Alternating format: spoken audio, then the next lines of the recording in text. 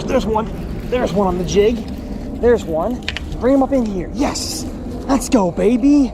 Oh. Over the last decade, I've caught fish in every corner of North America.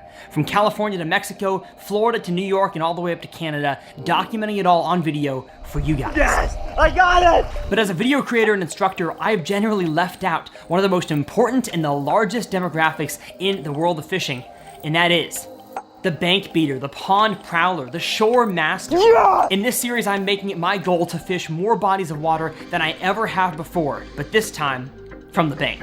My name's Tyler, and this is 100 Ponds.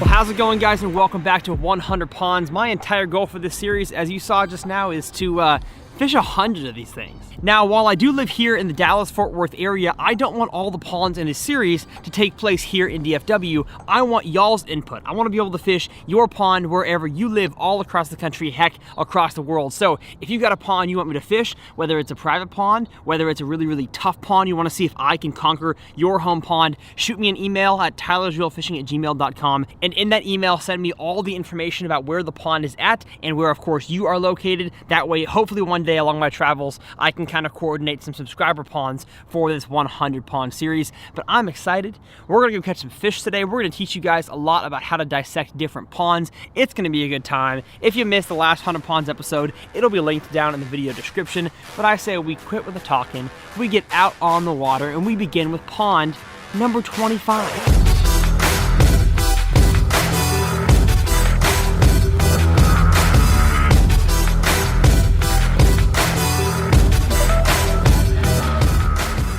So walking up to pond 25, this one is a very, very interesting one because, well, from where I'm standing right now, I don't really have a whole lot of access. So I'm actually not going to fish here, but despite being in the middle of the suburbs, this pond is crazy remote. Let's see if we can talk about, well, first off, conditions. Not a lick of wind. It is dead calm outside. It is middle of November when I'm filming this right now. And so it's practically full-blown fall here in Texas. Had quite a few cold fronts, and as a matter of fact, we had a cold front last night. It is down to 45 right now. So I bet you this water is pretty dang chilly. Doesn't stop me from throwing a topwater though, of course. Water clarity looks really dang clear, but it also looks like we have some pondweed and some like slime, some good old pond scum. So that'll make weightless and weedless stuff very important. But we're gonna see how much shore access we actually have at this pond. I'm guessing it's not gonna be a lot. Okay, flopper is done. I don't know if they're feeding on the top water today.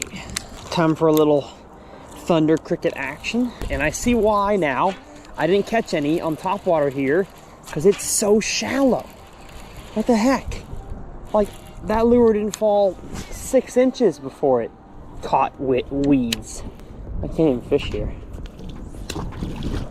Okay, yeah, my thunder cricket is the light one. This is the 1/4 ounce or 3/8 ounce, and I still can't get this high enough in the column to stay out of the weeds. So, what do you do in situations like this when you're presented with very shallow conditions? Well, if it's springtime, the bass can be up there. So soft plastics, top waters, you know, light swim baits, that kind of thing. But in the fall and winter, as I'm fishing right now, the bass are not going to be up in this super duper shallow stuff, especially in the morning cold front sort of deal. They're going to be on that break or in deeper water, which is probably over that direction. So we're actually going to probably head out of here. I say we pack this pony up and we get on to pond 25.5.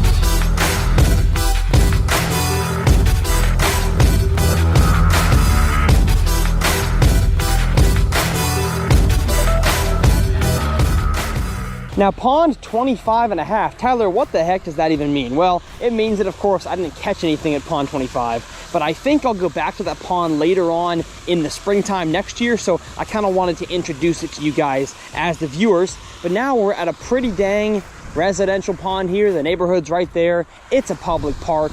I assume it gets a lot of pressure. The sign over here says catch and release, so There's probably fish. Because the sun is higher in the sky now and it is bluebird conditions, top water is definitely not going to be the way to go. As a matter of fact, let me check bass forecast. Yeah, today's a 5.0 rating.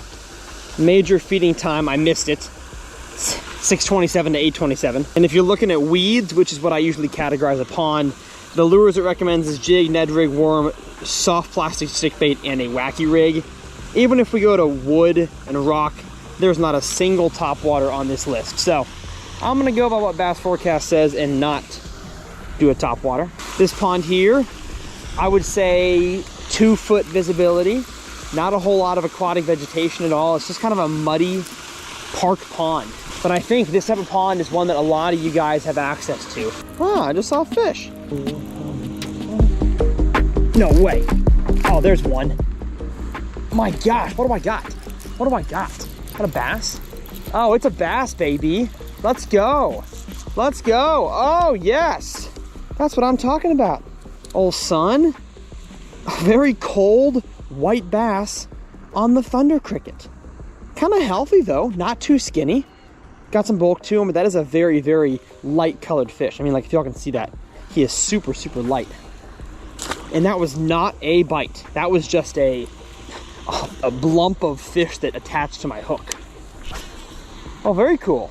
We caught one. Success. But that feels stinking good. The fish will still eat a vibrating jig. He didn't hit it hard though, like I said. So I think this bite is almost over.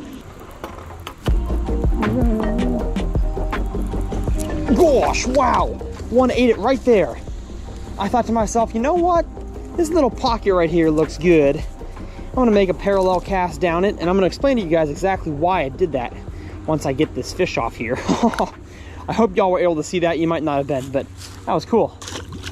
Fish came right off of this ledge right here. It's almost like a mud ledge that goes out into the main part of the pond. Obviously there's a creek here, and when the water flows, it's kind of cut away this bank.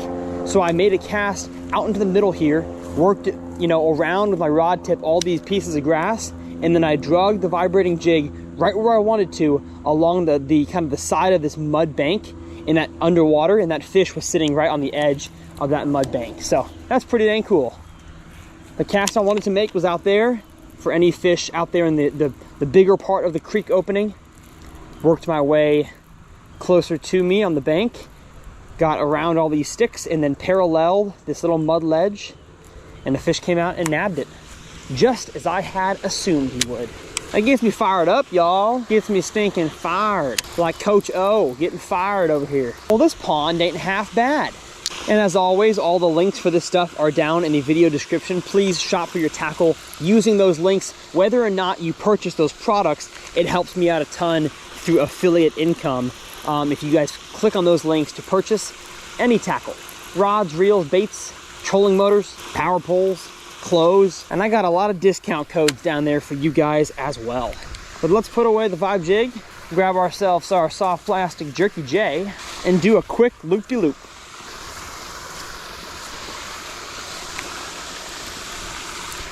No way. There we go. Atta kid. Got one. Got one, baby. The Z2 weighted hook. And you're a tiny little squirt.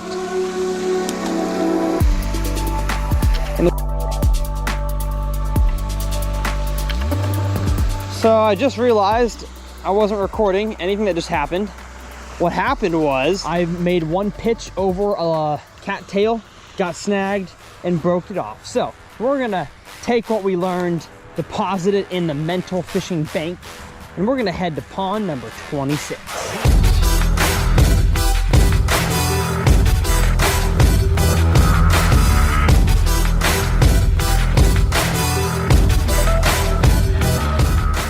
Pond number 26, looking like it's got pretty dang dirty water. I mean, like, I'm looking at it right now and it's like, yuck. It's not the worst we've actually ever faced here on the channel on Hunter Ponds, but it does look pretty dang dirty.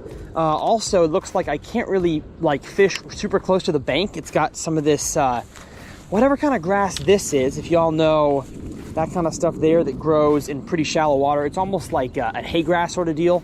It looks like it has that on the majority of the pond close to the bank. So gonna have to make casts a little farther beyond that. I'm gonna do some tackle change real quick. As I walked up to a section to the left, I was able to see a lot of minnows, some glass minnows. And as a matter of fact, I saw a bunch just right now as I worked my bait in. So they have glass minnows in here. And like I tell you guys all the time, there's almost always bluegill in most ponds in America. Not always the main forage, but it's always a good place to start in terms of mimicking size and color. But because of that dirty water, I'm choosing the black and blue. And besides this shoreline grass, I'm not seeing anything, any sticks in the water, and I'm not feeling anything grass in the water, like beyond this shoreline stuff. So the fish are either going to be up on this edge here, which I will figure out by the end of my vibrating jig casts if I get bites, or they're just going to be out there in the middle, which is always kind of frustrating to me because I don't like to make just aimless casts into the middle, but that's what most of you guys have to do in your ponds. So if that's what most of y'all have to do, that's what I'm going to do.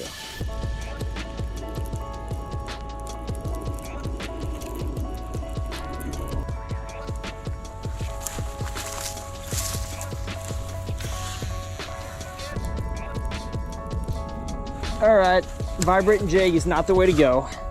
Let's head back to the tackle bag and make some changes. So I have cut off the vibrating jig, and even though the water's dirty and a big worm might make more sense, I just kind of feel like pitching a jig around. So this here is a, I believe, 1/2 ounce or 5/8 ounce Outcast Tackle Juice jig in PB&J color, my favorite jig color ever. But it really feels to me like there should be fish here.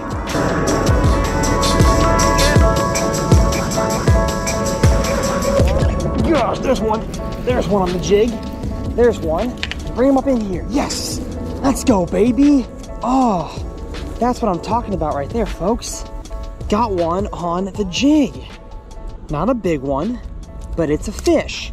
And that one was on the bottom.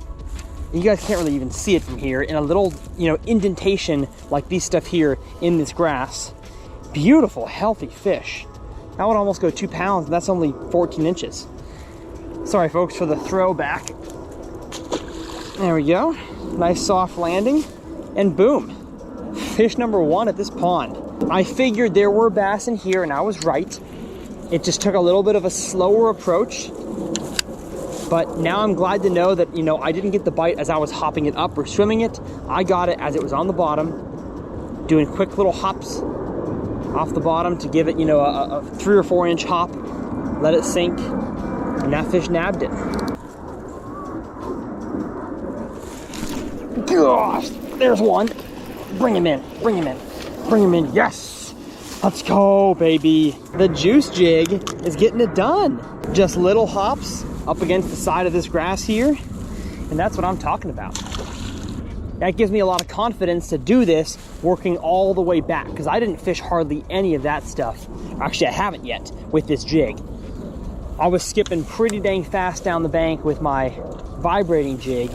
Didn't spend any time really fishing the edge, fishing slow. So this is good. I'm happy.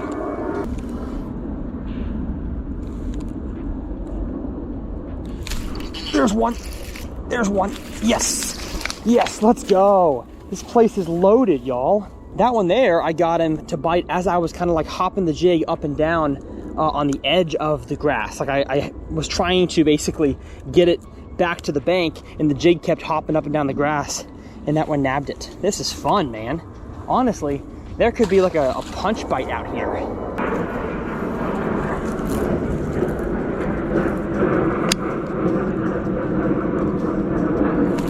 Gosh, there's one. No! Oh, I couldn't set the hook very high because I've got all these trees above me, and that fish was too small, so I kind of flung him out of the water. But they're in here, man. This is awesome.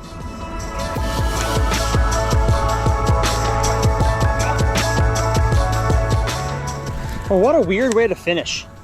The bite was hot, hot, hot for all of about 20 minutes, and then it died. And honestly, one of the cool things about bass fishing is that sometimes you never know why the fish do what they do. So we'll see y'all back in the truck. Well, what an episode of 100 Ponds. I hope that you guys enjoyed. Again, one of my favorite parts about this series is that I get to fish brand new bodies of water all across the country that I've never been to before, and hopefully teach you guys along the way. So first off, I hope you learned something. Secondly, I would love to fish and film at your pond, no matter where you live across the country, because I travel all around to make these videos. And so if you have a really cool pond you'd like me to film at, shoot me an email, let me know where it is, and hopefully I can fish it with you here on the channel. If you want to check out the last 100 Ponds video, and as a matter of fact, the whole series, I will leave it up here in the corner. Click that box right there. And as always, my tackle that I use in every single video is linked in the video description. Please shop for your tackle using those links and discount codes. My name's Tyler, and we'll see y'all next time right here on TRF.